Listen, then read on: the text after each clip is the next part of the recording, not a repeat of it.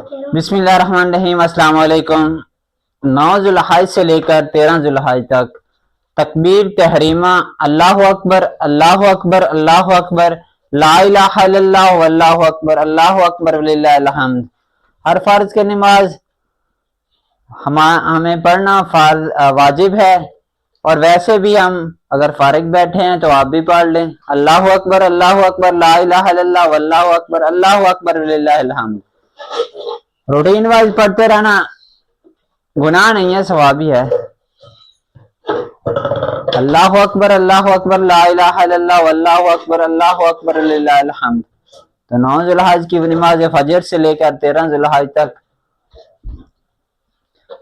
مردوں کے لیے ہر فرض نماز کے بعد اونچی آواز میں پڑھنا واجب ہے، اور عورتوں کے لیے آہستہ آواز میں، اور ویسے بھی روٹین وائز چلتے پھرتے پڑھتے رہنا، اس میں کوئی دقت والی بات نہیں، ثوابی ہے۔ اللہ اکبر لا الہ الا اللہ واللہ اکبر اللہ اکبر وللہ الحمد۔